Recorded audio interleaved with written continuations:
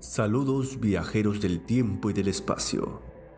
Bienvenidos a la Galería de Historias, un lugar donde las fronteras entre lo real y lo imaginario se desdibujan, donde los mitos cobran vida y las leyendas nos transportan a mundos desconocidos. Hoy nos embarcaremos en un viaje épico a través del tiempo y del espacio para explorar a Sheshunhor, los arquitectos celestes de la Gran Esfinge.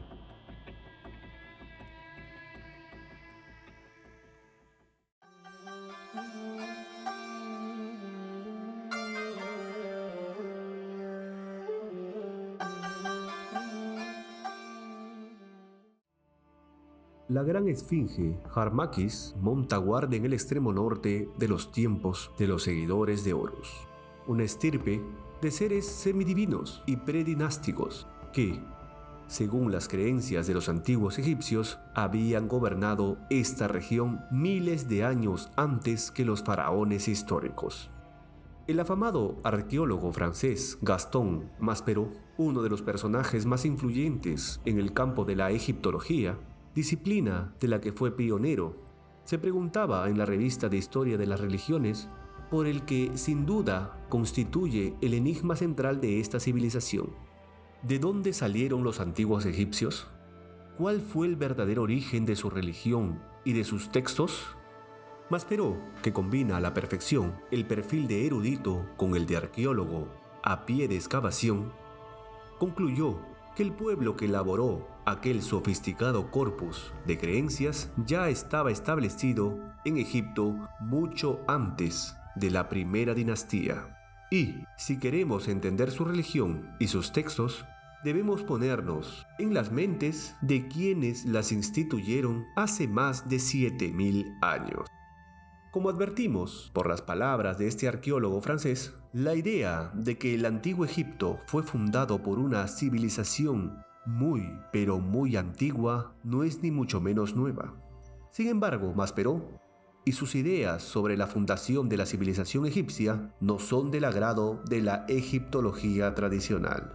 Gaston Maspero había visitado Egipto en 1880, formando parte de la misión francesa y, como no podía ser de otro modo, quedó extasiado al ver de cerca las pirámides de Giza, pero sobre todo al contemplar la Gran Esfinge, un monumento que lo desconcertó.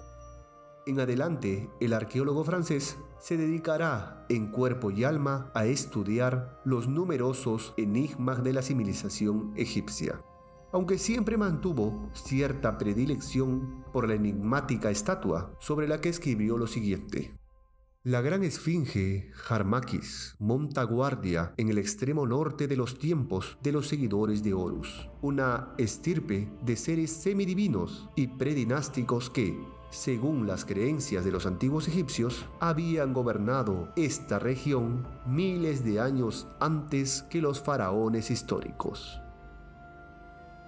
La referencia más conocida a los Sheshunhor la hallamos en el Canon Real de Turín, en Italia, un papiro fragmentado donde se dice que, en efecto, habrían gobernado Egipto durante 6000 años, en un periodo intermedio comprendido entre el reinado de los dioses y las primeras dinastías de los faraones. No obstante, ¿qué grado de fiabilidad tiene este documento? Custodiado en el Museo Egipcio de la capital lombarda, también conocido como el Papiro Real de Turín, contiene, básicamente, la relación de los gobernantes del Antiguo Egipto, desde Menes o Narmer hasta la convulsa 17ª dinastía. Aunque el principio y el final de la lista se perdieron mágicamente, de manera que no conocemos ni la introducción de la misma ni los detalles de los gobernantes que siguieron a la citada dinastía 17ª. La relación incluye, en la parte posterior del papiro, a los gobernantes de Egipto antes de Narmer, reyes que, insistimos, eran de naturaleza divina, semidivina y no enteramente humana. ¿Cómo debemos interpretar esto último? Al contrario de lo que sucede en otros papiros, cuyo contenido parece referirse a sucesos legendarios, mágicos o especulativos, o eso es lo que interpretaría un observador pragmático, muy pocos dudan de la historicidad del canon real. Esto es porque refleja nombres y detalles fidedignos, datos que han podido contrastar prestigiosos egiptólogos y papirólogos que han tenido acceso al mismo, desde Jean-François Champollion hasta Richard Parkinson y Bridget Leach, pasando por Giulio Farina y Alan Gardiner, por situar solo unos pocos entre quienes lo han investigado. Así, la opinión generalizada es que el escriba autor del texto, probablemente a las órdenes de Ramsés II, compiló varias listas depositadas en los principales templos de Egipto, limitándose a transcribirlas.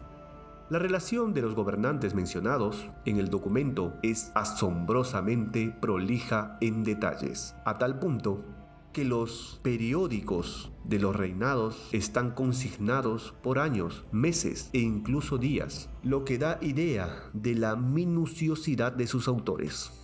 No obstante, la arqueología oficial parece menoscabar la relevancia histórica de este manuscrito, teniendo que pasar por alto su contenido. La razón de tal olvido probablemente tiene que ver con la incómoda cara B del papiro real de Turín, esa que otorga rango de gobernantes carnales a personajes poco o nada materiales como los mitad humano, mitad divinos Shem-Suhor.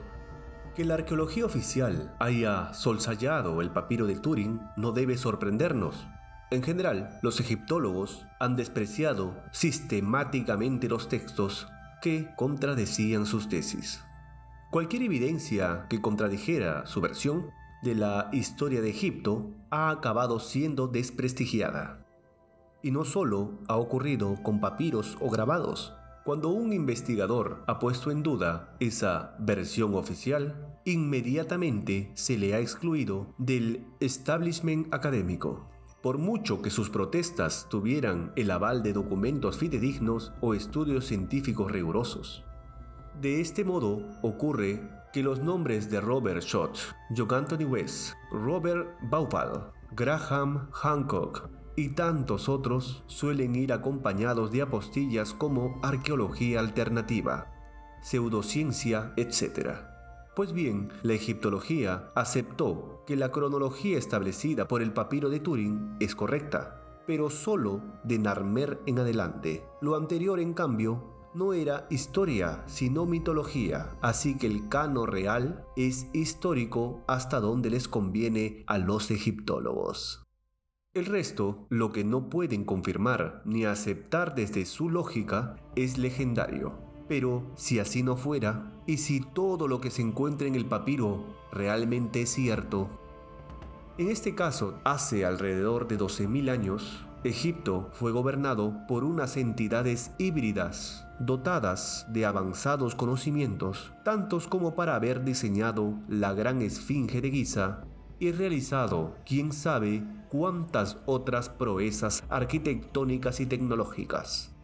Claro está que este complicado proceso no se produjo de la noche a la mañana, sino que duró milenios, estableciéndose el neolítico egipcio tan tarde como hace 6.000 años.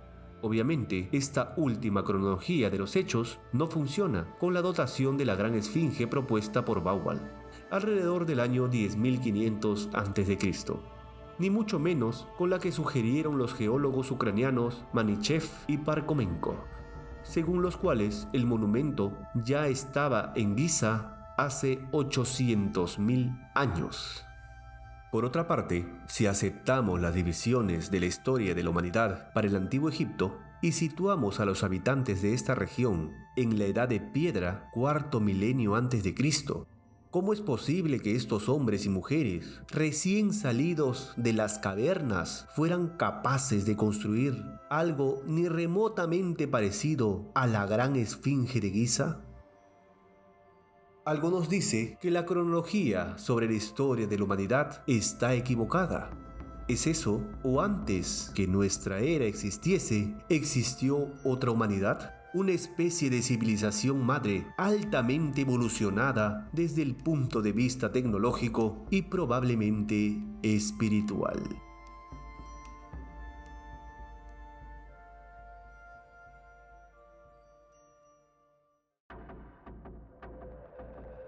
Esto fue Shesum Hor, los arquitectos celestes de la Gran Esfinge.